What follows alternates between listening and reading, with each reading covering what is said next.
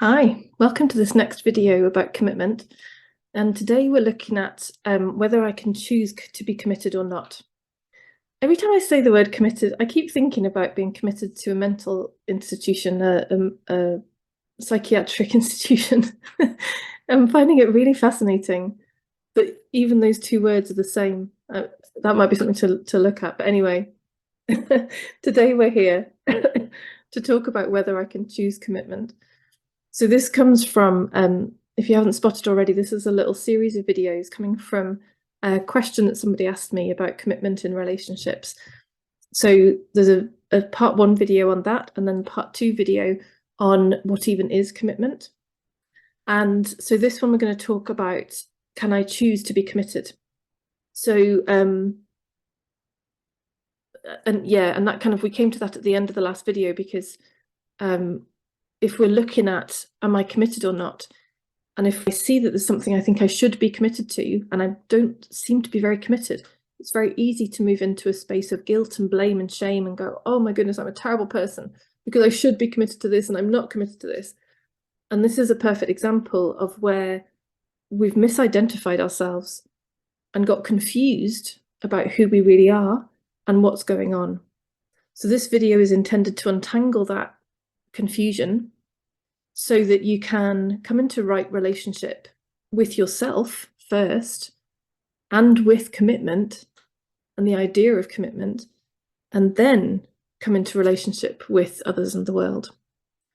So in the non-dual understanding, one of the things we can explore is whether I'm the chooser or decider.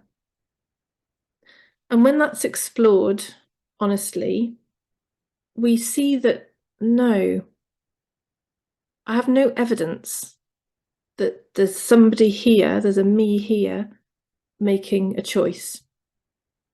Indeed, it's found that the me that thinks it is making a choice, the one that announces and says, I decided, I chose, when we look to find who that is, whereas it's looked like, oh, there's this me here, this separate self, I'm somehow this self contained within this body.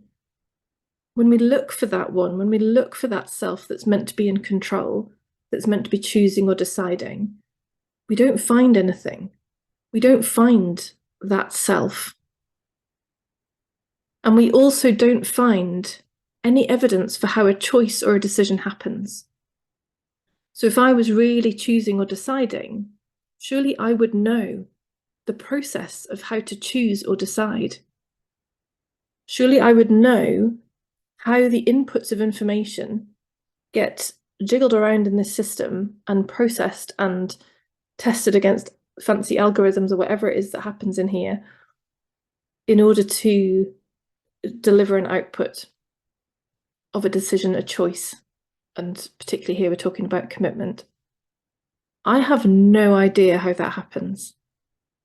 I see in my life how I've been sometimes massively committed and sometimes not very at all. I have no idea what led to one or the other. What I do know is it happened. I do know that sometimes I've been super committed and sometimes I haven't. That's it. I don't know anything else other than that. I don't know how it happened. I don't know why it happened. I could say some stuff like, oh, well, yeah, I really like polar bears and that's why I really cared about that polar bear project.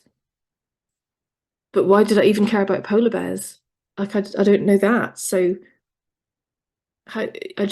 we track it back and we track it back and we don't find answers. We don't find anything of solidity. We don't find any evidence. Because I don't know why I like polar bears. I don't know how that happened. All I know is it happened.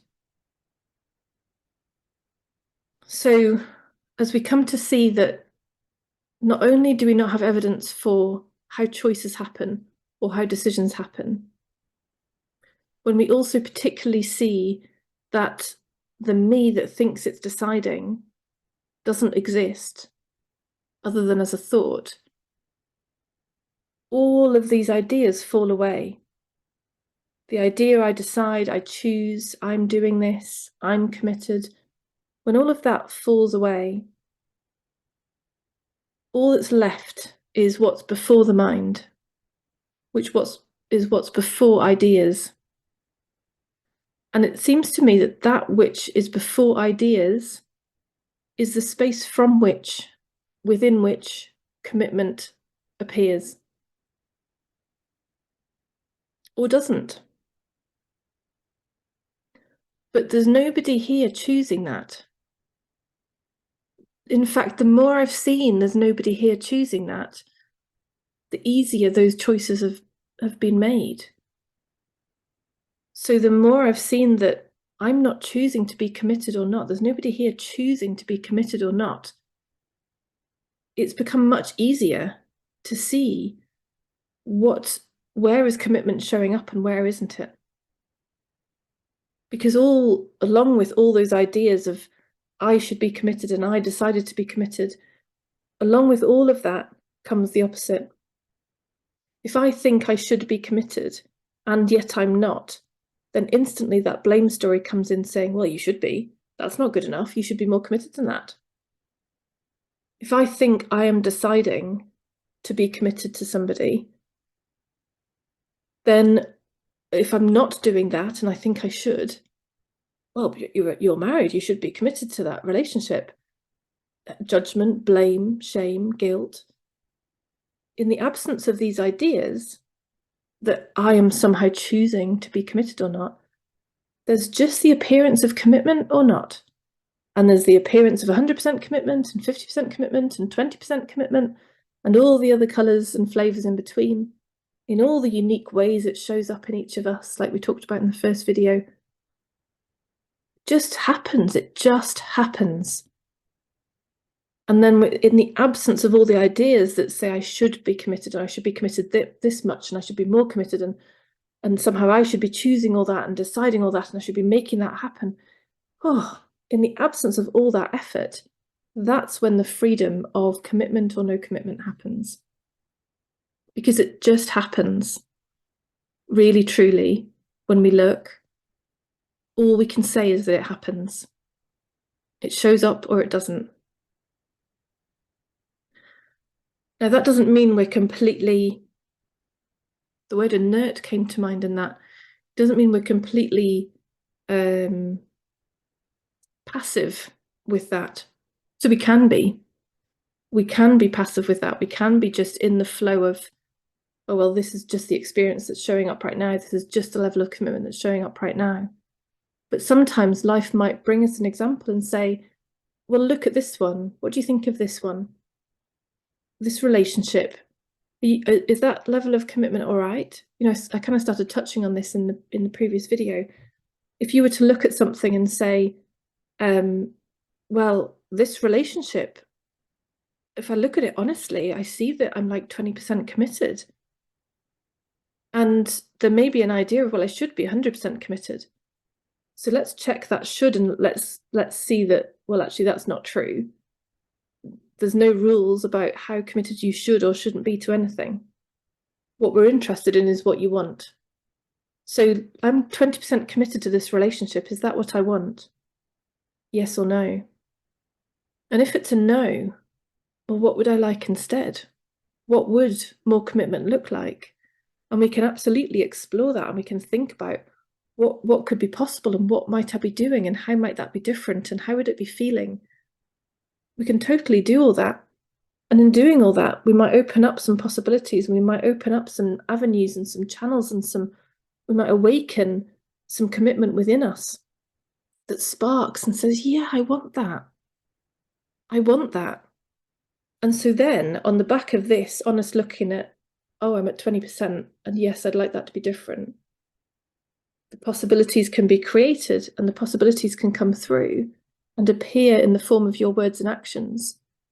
Still not because you're choosing it, just because to you who you really are, who has seen that desire for more commitment, there is now also the desire for the movement in that direction. There will now be an unfolding of changes and shifts and realizations and recognitions that move you in the direction of the different level of commitment you would like for that relationship. And the more we do that with love and with ease, the more easily it happens. Rather than berating ourselves and saying it should be different and I should be doing this and I should be doing that and I should have decided, and oh, it's so hurtful. The more we just see life as it is and we recognize it as it is, and we recognize our mind-made ideas of how quickly I should shift my commitment from this to that. We drop all these ideas. All we do is look at how it is. We can look at how we'd love it to be. We can realize what might be seeming to block that or get in the way of that. We don't need to get in there and meddle. We just need to see it all. And then shifts in commitment can unfold and happen. Because it's who you really are. It's that which is before the mind that creates shifts. It's that which is before the mind which brings different experiences of commitment, which brings different thoughts, actions, behaviors, feelings. And it's that which will fundamentally, it's that which changes anything. And that space is the pure, loving observation of this exactly as it is, while also being able to dream about wants and desires of how I'd love it to be. So when we're in that question of surely there's nobody choosing commitment, at the human level, no, there is no separate chooser here. There is no separate decider who can say, I want to be at 85% commitment by tomorrow. There is nobody here that is choosing that. Because the only me that's ever been known to exist is that which is before all of this content of life. And it's this space from which commitment comes and within which it arises. It's this space from which and within which there's an idea of wanting something different. And it's this space from which and within which those thoughts, feelings, behaviors, actions will appear. And that's the only way it's ever been happening. And that's the freedom, because then we can drop all ideas of having to do it a certain way and having to get it right and having to do it this much and having to do it because that my friend does it or that neighbor does it, or, oh, that's what commitment really looks like. No, you live your life in that aligned space of knowing who you really are and where it's really coming from. So I'll leave that one there for today. I'd love to hear any questions and thoughts and recognitions and realizations that have come from it. And I'll be back again tomorrow to talk a little bit more about love and commitment. I look forward to seeing you then. Lots of love.